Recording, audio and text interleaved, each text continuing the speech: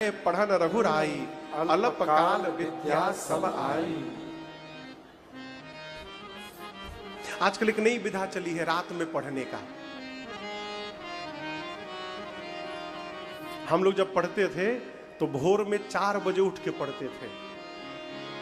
आजकल के बच्चे 3-4 बजे तक रतिया में पढ़ते हैं और दिन में 12 बजे तक सोते हैं। लेकिन हम आपसे एक बात कहें, रात की 4 घंटे की पढ़ाई और भोर बेला की 1 घंटे की पढ़ाई बराबर है। ब्रह्म मुहूर्त में हमारा पूरा मस्तिष्क खाली रहता है, हल्का रहता है, हम ऊर्जा से परिपूर्ण रहते हैं। उस समय कुछ भी पढ़िएगा तो स्मरण में आ जाएगा। आप समझ में मेरी बात आ रही है आप लोगों को? इसलिए भोर में पढ़ने का स्वभाव बनाए बच्चे, सवेरे सवेरे। राम जी पढ़ने गए, अल्प काल विद्या सब आई। कितने देर में? अल्प काल में। 10 इंद्रियां हैं। कितनी? 10। 5 ज्ञानेंद्रियां हैं, 5 कर्म इंद्रियां हैं। इन 10 इंद्रियों के बाद 4 विशेष इंद्रियां कही गई हैं। कितनी? मन, बुद्धि, चित्त और अहंकार। क्या नाम है? मन, बुद्धि, चित्त और अहंकार। इन 4 में से अहंकार को हटा दीजिए। कितना बचा? 3। मन, बुद्धि, चित्त। एक प्रसंग है अरण्य कांड में। राम जी जब पंचवटी में गए हैं तो लक्ष्मण जी ने राम जी से 5 प्रश्न किया कि प्रभु ज्ञान क्या है, भक्ति क्या है, वैराग्य क्या है, माया क्या है। 4 हो गए। और ईश्वर में और जीव में अंतर क्या है? 5 प्रश्न किया। किसने?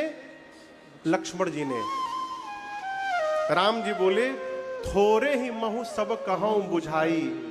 आपने जो प्रश्न किया लक्ष्मण जी, मैं थोड़े में सुनाऊंगा, विस्तार से नहीं सुनाऊंगा। लक्ष्मण जी बोले, समझ में कैसे आएगा? राम जी बोले, सुनहु तात मति मन चितलाई। मति यानी बुद्धि, मन और चित्त यानी हृदय। यदि हम मन, बुद्धि और हृदय तीनों को एकाग्र करके यदि कोई काम करेंगे, पढ़ेंगे, तो घंटों की पढ़ाई मिनटों में पूरी हो सकती है यदि तीनों एकाग्र हो गया। राम जी कहते हैं एकाग्र करके सुनिए, थोड़े में ही सब समझ में आ जाएगा। एकाग्र कैसे हुई? बबुआ पढ़ा था तो मोबाइल रख ले बा बगल में, अभी लिखा नहीं तो टुन से बजाओ के मैसेज आई बा, तो कैसे मन एकाग्र होगा? हो पढ़ने वाले बच्चे को मोबाइल बंद करके तिजोरी में बंद कर देना चाहिए, उसके बाद पढ़ाई करना चाहिए। मोबाइल लेकर के पढ़ाई नहीं हो पाएगा। एक बहाना का है महाराज, मोबाइलिए पर तो पढ़ना है,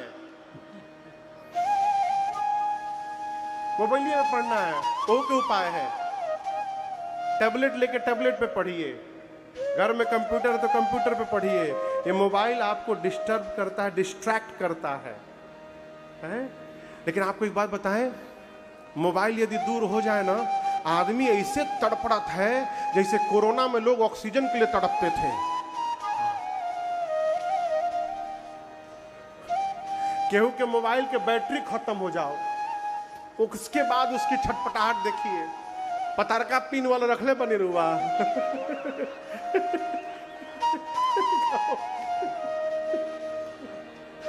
छुआ के भी चार्ज हो जाएगी, हमारा रख ले बने हो।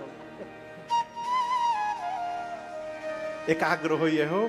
देखिए पहले के समय के लोग बिना पढ़े भी निकाल लिए, लेकिन अब जो समय है माई बाप, बिना पढ़े जीव नहीं पाएगा जगत में।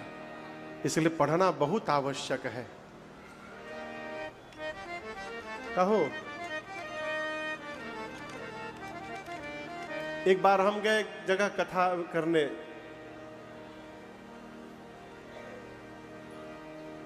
सिंगापुर। तो वहां एक लोग इमिग्रेशन में थे, तो उनको अंग्रेजी आती नहीं थी। तो इमिग्रेशन ऑफिसर ने कहा, पुट योर थंब, अंगूठा रखिए। तो ढंग से एगो कागज पकड़ाए उसको। तो बोला पुट योर थंब, तो बोले दूसर का कागज। वो जब बोले अंगूठा रखिए तो कागज पे कागज, कागज पे कागज। अंत में बोला सब कागज खत्म, नाउ पुट योर थंब। तो वो का किए, अंगूठवा लेके ओकरा छेदवा में से ओकरा मुहवा की ओर ले गए। ऐसी अवस्था हमारे साथ ना आवे माई बाप, पढ़ाई करिए। मैं बच्चों से हाथ जोड़कर निवेदन करता हूं, आपके पढ़ाई पर भारत का भविष्य निर्भर करता है, इसलिए पढ़ाई करिए। आज के बाद सबसे बड़ा धनवान वही है जिसके पास विद्या है। जिसके पास विद्या नहीं है माई बाप, बाबूजी के करोड़ों के संपत्ति समाप्त हो जाएगी। यदि आपके भीतर वो कैलिबर नहीं है कि आप उसको संभाल सके, विद्या नहीं है, सब समाप्त हो जाएगा। राम जी पढ़ने गए। राम जी कहाँ पढ़ने गए? राम जी को कहाँ पढ़ना है? हो भगवान तो प्रभु जान तो सब अभी नहीं जनाए। राम जी इसलिए पढ़ने गए, भगवान कहना चाहते हैं कि मैं भगवान हूं, धरती पर आया, उसके बाद मुझे भी पढ़ने जाना पड़ा, तो उसी प्रकार तुमको भी गुरु जी के पास जाकर पढ़ना पड़ेगा। इसलिए राम जी हमारे आपके लिए पढ़ने गए। भगवान पढ़ करके आए वेद पुराण,